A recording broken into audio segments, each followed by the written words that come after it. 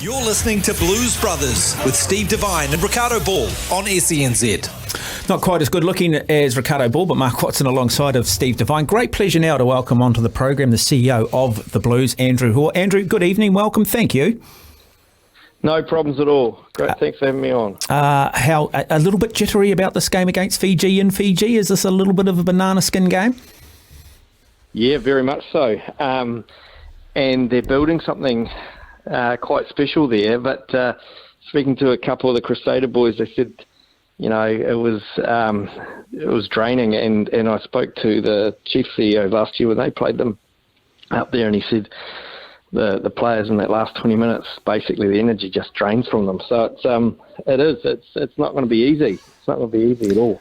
Are you heading up for the match, Andrew? Yeah, but only on the Saturday. So I've been. Colin Mainsbridge was up there, and he said you've got to go up. It is pretty special, and a real event. So it's exciting to hear, isn't it? It's exactly where we want to get the rest of the competition to. Seems to be a lot of excitement, and they seem to be doing some really special things up there, which is brilliant. Mate, they're building something very special, and we had a bit of a chat earlier this evening. Super Rugby maybe needs something a little bit special added to it, you think? Yeah, I think so. I think it's time now for some.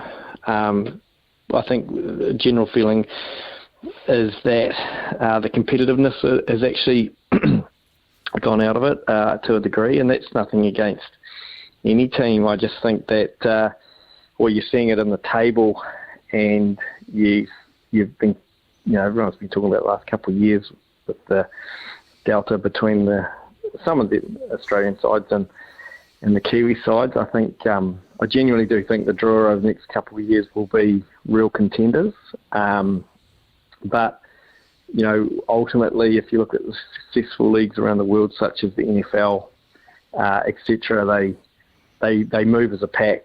They have the same rules. They have ways of distributing talent. They have ways of ensuring that everyone's treated very, very similar in the way that their finances are distributed, etc. And the time's come, if we're going to take this competition seriously, we've got what we wanted, which is, as in people were calling for a competition in the same time zone. So we're going to have to build that now. We're not doing the travel we once were, etc.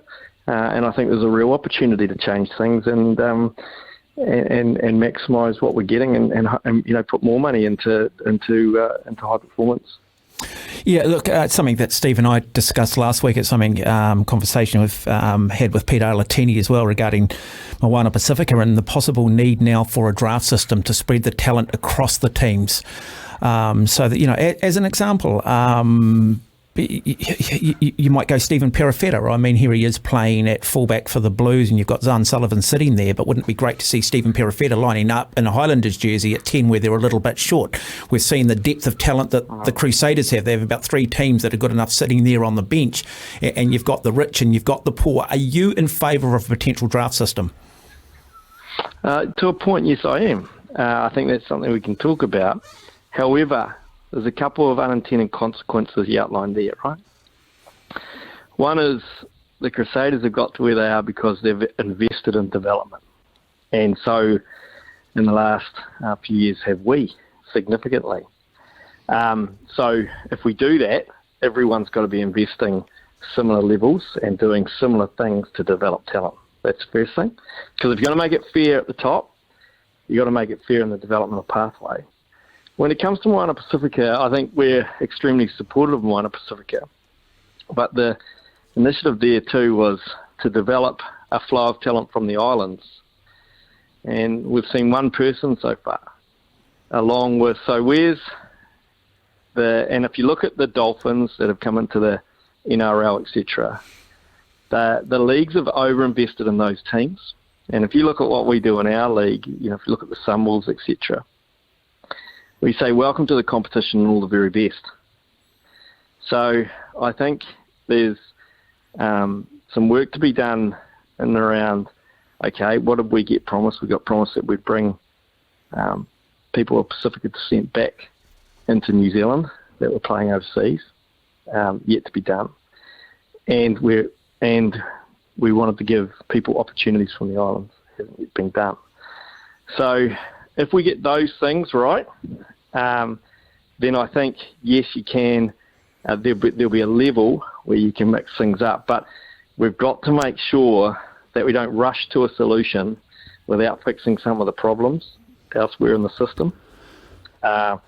And make sure that when we bring sides in, such as the Sunwolves or any of those teams, that if we're talking about the collective TV revenue that we currently have, and I say both Australia and New Zealand combined, that they get a part of that gives them a kicker to get started. As it stands at the moment, we're still keeping ourselves very split from one another as nations, and that division is actually damaging the competition. Andrew, are you saying that in this draft system that we should have our New Zealand players playing possibly in Australian teams and Japanese teams and to make the pool even? Yeah, I haven't actually. I haven't thought that much about it. I'm thinking more, you guys go straight to draft. I think the reforms need to be broader than that. The reforms need to be the 12 agreeing to standards of development, the 12 agreeing to, and the national bodies, to some kind of equalisation in incomes, the 12 working together, as you've seen with regard to the rules this year where we work together and there's been an improvement. So don't chase straight to draft, because draft isn't the thing that's going to save us. It'll be one of probably a number of things that the 12 need to sit down and sort out how we're going to make this competition extremely competitive, and that could be one thing. So I think that's important, and I think what you've seen, if you look at NRL and AFL in Australia, in 1996 they were generating 8 million and 15 million respectively, and Australian Rugby was generating for Super then for Rugby Wallabies and Super about 100 million. Today Aussie's generating about the same, Aussie Rugby, but NRL and AFL are making over 400 million because they started to get the league to work as a league. Yeah. Can I also come in here, though, as a fan? And I have this conversation with some fellow broadcasting colleagues of mine, and one of the things I think rugby's just lacking now, it's no longer about the fan. Look, we don't have the best players playing every week. Everything's become about the All Blacks. New Zealand Rugby, in my opinion, have shifted rugby from, we're no longer rugby fans, we've become All Black fans. I mean, there's no proof that resting and rotating's work for the All Blacks, but we still have this situation, and you guys are sort of bound by that. Is there time for just the franchises to break free of New Zealand Rugby and start following the models of the NRL, following the models of the English Premier League, where it is about the fan, and when people do pay, they're going to get the best players, and then bringing those other aspects in that you've just talked about? Yeah, I'll give you another example. NFL, I understand, and I need this verified, but they give a certain percentage to each team for their salary cap, and then they give a certain percentage for marketing events, and we just don't even do that. And so I think you're right, the fan has to be at the centre of it, and the fan are asking for consistency. I don't think there's any doubt that we have to give players a rest during the course of the season, because you sort of look at making the qualification periods and then working back from there, and players can't get up every week, particularly if it's a really competitive competition. But they do it in the Northern Hemisphere, they do it in Japan, they do it in every other professional sports league in the world.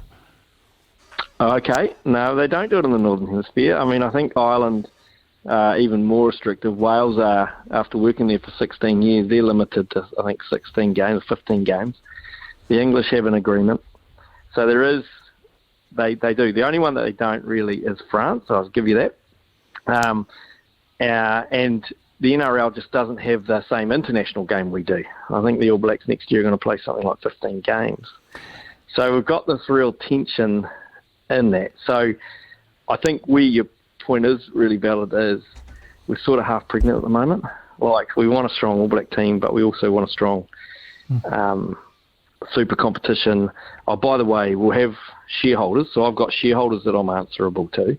We'll have their investment, and we'll have fan investment. But we've got to give, but yet we still want to make sure that we do everything for the national team. Yeah, but this competition shouldn't come at the expense of the All Blacks. They surely can work. I think they can, yeah. I think they can. But ultimately at the moment, the way it's configured is one's generating more income than the other. And I think until we get to a point that we can get evenness that generates income, right, significant income, then it's the natural tendency is to go and get that sugar hit and put another test match in. So our view's got to change on how we're going to build that competition and what is the target. At the moment, I think we put in around the supers generate another 28 million that goes into high performance. High performance is expensive. Just look at yachting. And so it's how do we generate that money on behalf of the unions to give them a competition that works, that delivers for them what they need. What other? Does that make sense? Yeah, that does. What other significant changes would you like to see, mate? We're just running out of time. You've got about 2 minutes, but we'd love to hear this. Yeah, no, so for me, it's around the 12 working together. There's no doubt that the fans got to be at the centre. I think that the broadcast revenue's got to be separated out. It's got to be split so that clubs are held to a certain amount of marketing spend, etc., and also on player salaries. And I'd also look to move the super season further into the year out of February and own that winter space and go head-to-head with NRL because it is a better game in our opinion, and traditionally in this country has been the dominant game. So there's no reason when you've got that much participation that you can't. The game's not dead. It's just ill. Okay. We need to fix it. Okay. Can I ask you this? And it's got another 90 seconds here. But look, one of the big issues for me, we had a Cumio over the weekend who had to forfeit some senior club sides, and that's part of the North Harbour competition. But club rugby seems to be struggling. More kids wanting to play basketball now. Concussion's a big issue. Would it be more beneficial if you guys got together, went to Sky Sports, you'd stop broadcasting schoolboy rugby, because that appears now to be the stepping stone to higher honours, start broadcasting club rugby and start putting greater emphasis back on that? Because it seems to me that all grassroots rugby seems to be eroding, but we're told that somehow the model at the very top is going to continue to work. No, there's elements of truth in what you're saying. I think the key thing there is it's not the Super's mandate to look at those changes. We can only create a competition with what we've delivered. Okay, and you might say, oh, that's a cop-out. It's actually not. If I wander into that lane, you very quickly get kicked back out of it. Our role is high performance and developing the best competition in the world. And we've got to stay focused on that. We can influence, we can have our opinions on that, but ultimately that's the NZRU and the provincial unions that need to do that. You saw that with the Auckland schools. They went in there and they've been very bold, and I think it's the right move in what they've done. But they've got to decide that. Andrew Hore, it's been a privilege, mate. In all seriousness, this is probably the best rugby interview that I think's been given in a long, long time, and it's great to have you on with such honesty. Absolutely brilliant. So thank you very, very much, and all the best against Fiji this week. No worries. Thanks very much. Cheers. Cheers, Hore. Brilliant. Great man. Great interview. Well done for getting them. Brilliant. You can see why the Blues have turned around in the last few years, right? Yep. From Auckland to Ashburton, Wellington to Waitangi, Hamilton to Hokitika, you're listening to SENZ.